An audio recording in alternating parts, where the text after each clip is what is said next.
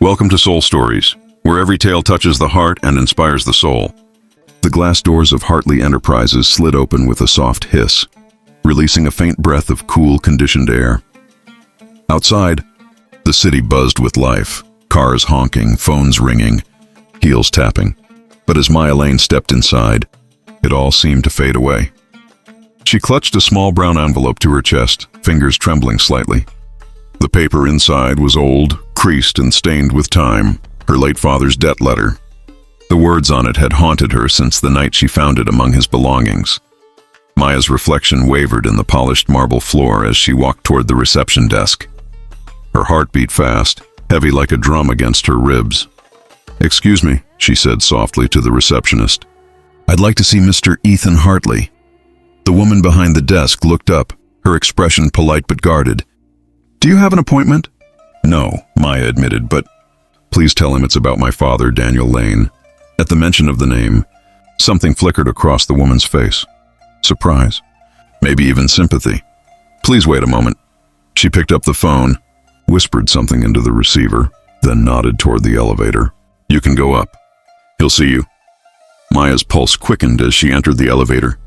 The metallic doors closed with a quiet chime, and her reflection stared back at her. A young woman with tired eyes and a heart full of resolve.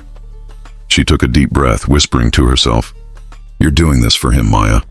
For Dad." When the doors opened, she found herself in a vast office, all glass and steel.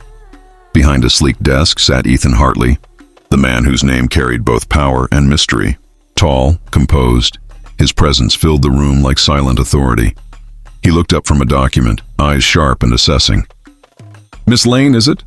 "Yes," she said, bowing slightly before extending the envelope.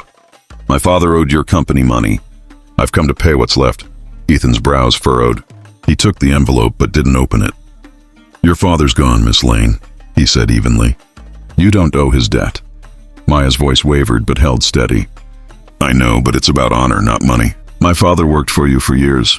He believed in your company, in you. If he owed something, I can't rest until it's repaid." For a moment, Ethan said nothing. The hum of the city below filled the silence. Then his gaze softened. Just a fraction. Few people spoke to him that way anymore. "Honor," he repeated quietly. "Not many still care about that." And for the first time in years, Ethan Hartley felt something stir beneath the armor of his corporate calm. Respect. Ethan leaned back in his chair, his sharp gaze softening as he studied the young woman standing before him. The quiet conviction in her tone, the honesty in her eyes, it was like watching a ghost from the past come to life. For a long moment he said nothing. The rain had begun to patter softly against the glass walls of his office, streaking the skyline outside in silver lines. The city moved on below them, busy, distracted, but inside that room, time seemed to slow. "You said your father was Daniel Lane." Ethan finally spoke, his voice quieter now. "Do you know how long he worked for this company?"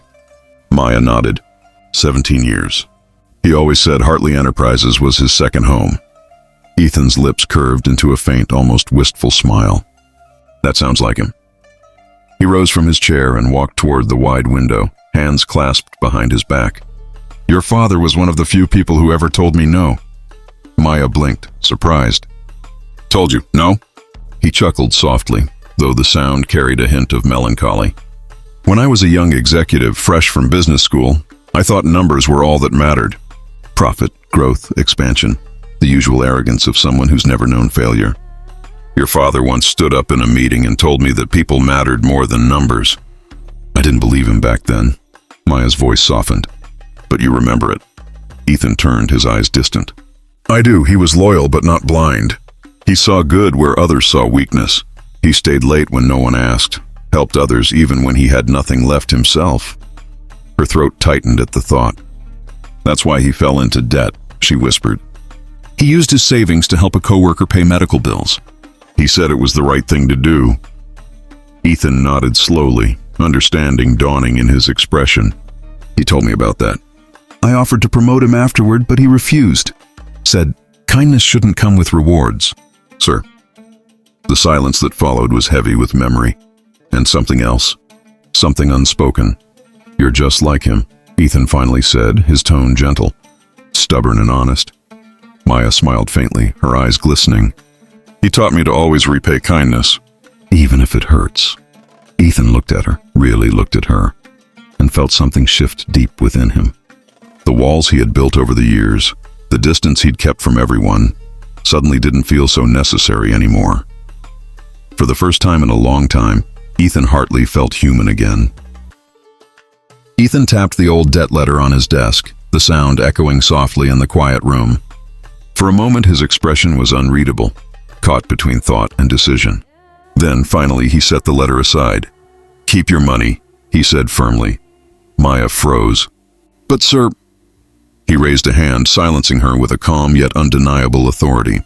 Then, to her surprise, a faint smile tugged at the corner of his lips, the kind that softened his otherwise hard features. "If you truly want to repay me," Ethan said slowly, "then have dinner with me instead." Maya blinked, unsure she'd heard him correctly. "Dinner?" "Yes," he said simply, leaning back in his chair. "No contracts, no debts, just dinner." For a moment, all Maya could do was stare. She had come here expecting a business transaction, not an invitation that sounded so personal, so unexpectedly human. I don't understand," she admitted quietly. "Why would you want dinner with me?" Ethan's gaze softened as he studied her. "Because I've spent years surrounded by people who only speak to me for what I can give them. Money, power, opportunities. But your father, and now you." He exhaled slowly, his voice lowering. "You remind me of a time when people still meant something more." Maya hesitated, her mind spinning. Was this pity? Gratitude? Curiosity? She couldn't tell. "I'm not sure that's appropriate, Mr. Hartley," she said gently. He gave a faint chuckle, shaking his head. "Don't worry. It's not a command. It's a request. Consider it a way for me to thank your father, through you. Nothing more." Her heart softened at that. There was something genuine in his tone. Not flirtation, not arrogance, but quiet sincerity. And somehow, deep down, she felt her father would have wanted her to say yes. She looked at the letter again, then at the man before her. "All right. Mr. Hartley," she said finally, a small smile appearing on her lips. "Just dinner."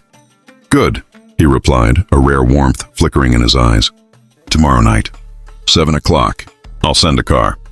Maya nodded, feeling both nervous and strangely calm at once. As she turned to leave, she caught one last glimpse of Ethan Hartley, the powerful CEO who suddenly seemed less like a stranger and more like a man rediscovering his humanity. When the door closed behind her, Ethan stared at the letter once more. The edges were worn, the ink fading, much like the memory of the man who once taught him compassion. Now, through his daughter, that lesson had found its way back, and for the first time in years, Ethan felt like life was offering him a second chance. That evening, the city shimmered under a soft drizzle, its lights reflecting off the wet streets like scattered stars. The restaurant Ethan had chosen wasn't the kind that flaunted luxury. It was quiet, intimate, and warm. A place where conversations mattered more than appearances. When Maya arrived, she paused at the entrance, adjusting her simple blue dress. She had never been to a place like this before, where the music whispered and every table seemed to hold its own secret story. Ethan stood as she approached, offering a polite smile. "You came," she smiled shyly. "You invited me. I couldn't very well refuse after all that drama in your office." He laughed softly, a sound that even surprised him. "Fair enough. Please sit." They ordered modestly, the clinking of glasses and distant piano melody filling the space between their words. At first, conversation came slow, uncertain, about her father, about work, about the old days at the company. But soon, the stiffness melted away. Maya's laughter, light and genuine, began to fill the quiet corners of the restaurant. Ethan found himself smiling more than he had in years, listening not to her words alone but to the warmth behind them. She spoke of her father with pride, of his belief that kindness was wealth that never devalued. After a while, Ethan leaned back and studied her thoughtfully. "Your father once told me," he said quietly, "that people are the real investments, not money." Maya's eyes softened, reflecting the candlelight. And he was right. He always said hearts were the only accounts worth keeping in balance. Ethan nodded slowly, his voice lowering. I didn't understand that back then. I thought success was about profit and control. But after he died, this company became emptier than I expected. No one ever filled his place. Maya smiled gently. Maybe you didn't need someone to fill it. Maybe you just needed to remember what it meant. Her words lingered in the air, soft but powerful. Ethan looked at her, not as the daughter of a former employee, not as someone repaying a debt, but as a reflection of everything good he had forgotten to believe in. By the time dessert arrived, neither of them were thinking about the letter, the money, or even the company. The evening had turned into something else, something healing. As they stood outside later, the rain had stopped, leaving the air fresh and cool. Thank you for dinner, Maya said, her eyes warm. Ethan smiled softly. No, Miss Lane, thank you for reminding me what really matters. And as she walked away under the city lights, Ethan realized the real debt had never been about money. It was a debt of kindness repaid and hearts quietly mended. And through Maya's presence, it had finally been paid in full.